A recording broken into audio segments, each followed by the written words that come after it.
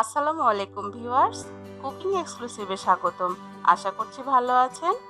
আজ আমি আপনাদের বানিয়ে দেখাবো নুডলস দিয়ে পাখির বাসা। এই পাখির বাসা বানাতে আমাদের যা যা লাগছে, আমি 1 প্যাকেট নুডলস সেদ্ধ করে পানি ঝরিয়ে রেখেছিলাম অনেকক্ষণ ধরে। কর্নফ্লাওয়ার নিয়েছি 2 টেবিল চামচ, 1 টেবিল চামচ গোলমরিচের গুঁড়ো, 2টো পেঁয়াজ বেরেস্তার জন্য কেটে রেখেছি, 1 টেবিল চামচ soya sauce, tomato sauce 1 table চামচ, আদা রসুন হাফ চা চামচ করে, লবণ পরিমাণ মতো, চিকেন কিমা 1 কাপ, বরবটি, টমেটো, কাঁচামরিচ, পেঁয়াজ, গাজর, আলু কেটে নিয়েছি। আর ডেকোরেশনের জন্য আমি এখানে কয়েকটা ডিম সেদ্ধ করে লবঙ্গ আর গাজর দিয়ে সাজিয়ে রেখেছি। এখন নুডলসটাকে রেডি করব নেস্টের জন্য।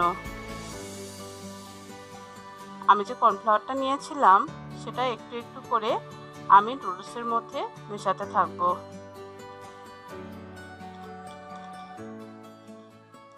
কর্নফ্লাওয়ার দিলে নুডলসটা একদম ঝরঝরে হয়ে যায়। এর মধ্যে আমি সামান্য গ্রিন ফুড কালার ইউজ করব। এটা অপশনাল, আপনারা চাইলে স্কিপ করতে পারেন। একটু একটু করে কর্নফ্লাওয়ার দেব আর ভালোভাবে নেড়ে নেড়ে এটাকে আমি সুন্দরভাবে মিশিয়ে নেব। এর মধ্যে আমি 2 পিঞ্চ পরিমাণ লবণ দেব আর 2 পিঞ্চ পরিমাণ গোলমরিচের গুঁড়ো দেব। আবার ভালোভাবে মাখাবো। আমি 2 টেবিল চামচ কর্নফ্লাওয়ার নিয়েছিলাম, পুরোটুকুই দিয়ে দিয়েছি। দেখুন ভিউয়ার্স, নুডলসগুলো একদম ঝরঝরে হয়ে গিয়েছে। এবার মাংসটাকে ম্যারিনেট করব। আমি যে সয়া সস নিয়েছিলাম এটা চিকেনের মধ্যে দিয়ে দিলাম। সয়া সসে লবণ থাকার জন্য আমি এখানে 2 পিঞ্চ লবণ ইউজ করব, 2 পিঞ্চ গোলমরিচের গুঁড়ো আর আদা রসুনের পেস্ট হাফ চা চামচ করে দিয়েছি।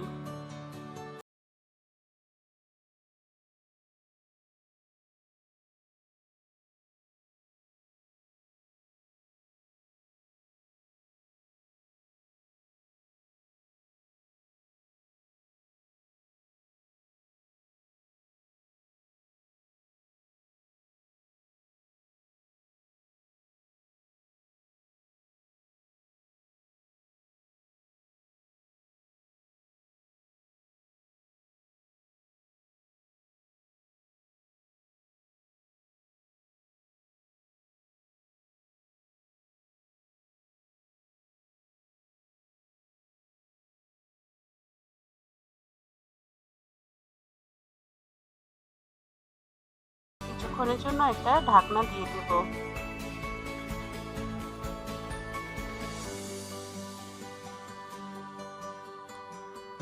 চিকেনের পানি শুকিয়ে যখন তেল বের হবে ঠিক সেই সময়টাতে একটু নাড়া দিয়ে এর মধ্যে কেটে রাখা পেঁয়াজ কাঁচামরিচ দিয়ে দেব।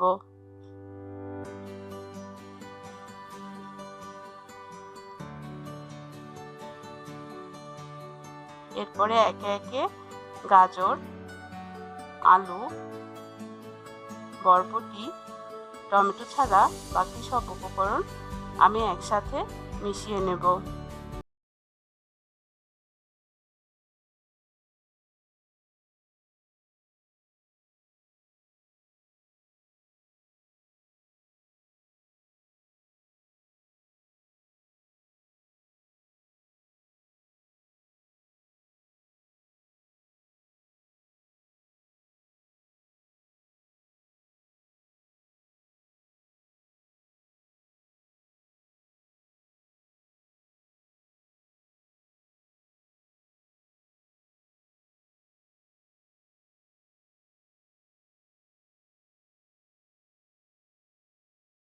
খানিকক্ষণ আমি ভেজে নেব।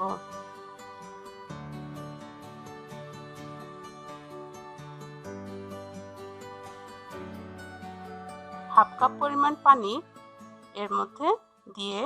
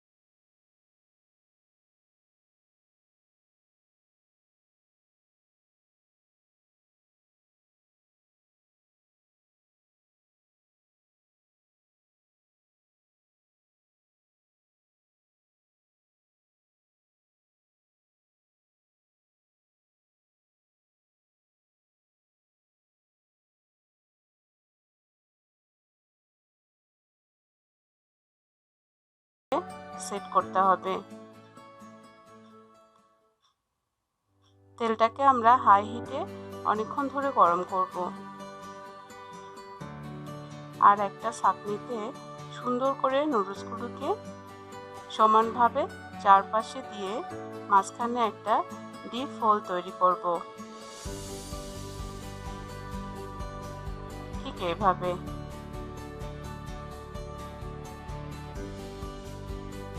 তেল গরম হয়েছে। এখন আমরা একটা ছাঁকনি কিংবা স্পুনের সাহায্যে সুন্দর করে প্রথমে নুডলসটাকে সেট করে নেব।